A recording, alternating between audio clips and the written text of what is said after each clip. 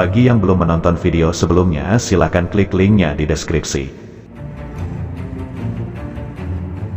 Dalam riwayat Al-Bukhari diriwayatkan dari Aisyah radhiyallahu anha, bahwa ketika Rasulullah wafat, Abu Bakar datang dengan menunggang kuda dari rumah beliau yang berada di daerah Sun. Beliau turun dari hewan tunggangannya itu kemudian masuk ke masjid. Beliau tidak mengajak seorang pun untuk berbicara sampai akhirnya masuk ke dalam rumah Aisyah. Abu Bakar menyingkap wajah Rasulullah yang ditutupi dengan kain kemudian mengecup keningnya.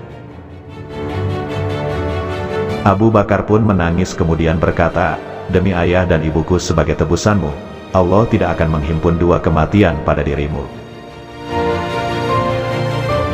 Adapun kematian yang telah ditetapkan pada dirimu, berarti engkau memang sudah meninggal." Kemudian Abu Bakar keluar dan Umar sedang berbicara di hadapan orang-orang, maka Abu Bakar berkata, "Duduklah wahai Umar," namun Umar enggan untuk duduk. Maka orang-orang menghampiri Abu Bakar dan meninggalkan Umar.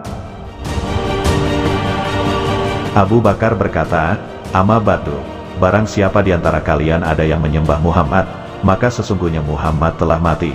Kalau kalian menyembah Allah, maka sesungguhnya Allah Maha Hidup dan tidak akan pernah mati. Allah telah berfirman, Muhammad itu tidak lain hanyalah seorang rasul. Kamu berbalik ke belakang, yakni murtad. Barang siapa yang berbalik ke belakang, maka ia tidak dapat mendatangkan mudarat kepada Allah sedikitpun, dan Allah akan memberi balasan kepada orang-orang yang bersyukur." Ali Imran, ayat 144.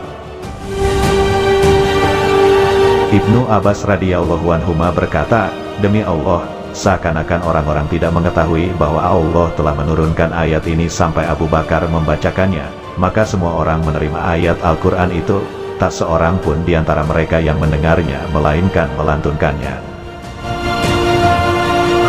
Said bin Musayyab rahimahullah berkata, bahwa Umar ketika itu berkata, "Demi Allah, sepertinya aku baru mendengar ayat itu ketika dibaca oleh Abu Bakar, sampai-sampai aku tak kuasa mengangkat kedua kakiku, hingga aku tertunduk ke tanah ketika aku mendengar Abu Bakar membacanya. Kini aku sudah tahu bahwa Nabi memang sudah meninggal." Dalam riwayat Al-Bukhari lainnya, Umar berkata, maka orang-orang menabahkan hati mereka sambil tetap mengucurkan air mata. Lalu orang-orang Ansor berkumpul di sekitar Sa'ad bin Ubadah yang berada di Sakifah Bani Saidah. Mereka berkata, "Dari kalangan kami, Ansor, ada pemimpin, demikian pula dari kalangan kalian." Maka Abu Bakar, Umar dan Abu Ubaidah bin Al-Jarrah mendekati mereka. Umar mulai bicara, namun segera dihentikan Abu Bakar. Dalam hal ini Umar berkata, "Demi Allah, yang kuinginkan sebenarnya hanyalah mengungkapkan hal yang menurutku sangat bagus. Aku khawatir Abu Bakar tidak menyampaikannya." Kemudian Abu Bakar bicara, ternyata dia orang yang terfasih dalam ucapannya. Beliau berkata, "Kami adalah pemimpin, sedangkan kalian adalah para menteri." Habab bin Al-Munzir menanggapi, "Tidak, demi Allah kami tidak akan melakukannya. Dari kami ada pemimpin dan dari kalian juga ada pemimpin." Abu Bakar menjawab, "Tidak, kami adalah pemimpin, sedangkan kalian adalah para menteri. Mereka, kaum Muhajirin, adalah suku Arab yang paling adil, yang paling mulia dan paling baik nasabnya. Maka bayatlah Umar atau Abu Ubaidah bin Al-Jarrah." Maka Umar menyela, "Bahkan kami akan membayatmu, engkau adalah Said kami, orang yang terbaik di antara kami dan paling dicintai Rasulullah." Umar lalu memegang tangan Abu Bakar dan membayatnya yang kemudian diikuti oleh orang banyak. Lalu ada seorang yang berkata, "Kalian telah membunuh hak Khalifah Sa'ad bin Ubadah."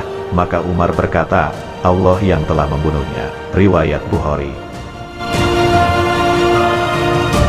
Menurut ulama ahli sejarah, Abu Bakar menerima jasa memerah susu kambing untuk penduduk desa. Ketika beliau telah dibayat menjadi khalifah, ada seorang wanita desa berkata, "Sekarang Abu Bakar tidak akan lagi memerahkan susu kambing kami." Perkataan itu didengar oleh Abu Bakar sehingga dia berkata, "Tidak, bahkan aku akan tetap menerima jasa memerah susu kambing kalian. Sesungguhnya aku berharap dengan jabatan yang telah aku sandang sekarang ini sama sekali tidak merubah kebiasaanku di masa silam." Terbukti, Abu Bakar tetap memerahkan susu kambing-kambing mereka.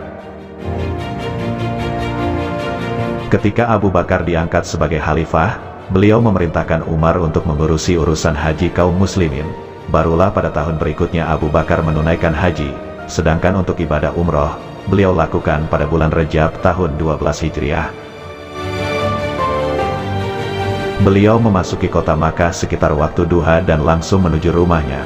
Beliau ditemani oleh beberapa orang pemuda yang sedang berbincang-bincang dengannya. Lalu dikatakan kepada Abu Quhafah, ayahnya Abu Bakar, ini putramu, telah datang. Maka Abu Quhafah berdiri dari tempatnya. Abu Bakar bergegas menyuruh untanya untuk bersimpuh. Beliau turun dari untanya ketika unta itu belum sempat bersimpuh dengan sempurna sambil berkata, wahai ayahku, janganlah Anda berdiri. Lalu Abu Bakar memeluk Abu Quhafah dan mengecup keningnya. Tentu saja Abu Quhafah menangis sebagai luapan rasa bahagia dengan kedatangan putranya tersebut. Setelah itu datanglah beberapa tokoh kota Makkah seperti Attab bin Usaid, Suhail bin Amru, Ikrimah bin Abi Jahal, dan Al-Harits bin Hisham. Mereka semua mengucapkan salam kepada Abu Bakar, Assalamualaikum wahai Khalifah Rasulullah. Mereka semua menjabat tangan Abu Bakar, lalu Abu Quhafah berkata, wahai Atik, julukan Abu Bakar, mereka itu adalah orang-orang yang baik. Oleh karena itu, jalinlah persahabatan yang baik dengan mereka. Abu Bakar berkata, wahai ayahku, tidak ada daya dan upaya kecuali hanya dengan pertolongan Allah. Aku telah diberi beban yang sangat berat, tentu saja aku tidak akan memiliki kekuatan untuk menanggungnya kecuali hanya dengan pertolongan Allah. Lalu Abu Bakar berkata, apakah ada orang yang akan mengadukan sebuah perbuatan zalim? Ternyata, tidak ada seorang pun yang datang kepada Abu Bakar untuk melapor sebuah kezaliman.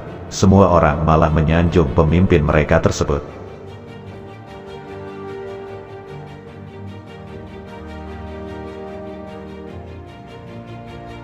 Menurut para ulama ahli sejarah, Abu Bakar meninggal dunia pada malam Selasa, tepatnya antara waktu Maghrib dan Isya pada tanggal 8 Jumadil Awal 13 Hijriah. Usia beliau ketika meninggal dunia adalah 63 tahun.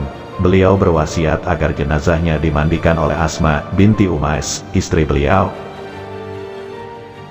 Kemudian beliau dimakamkan di samping makam Rasulullah.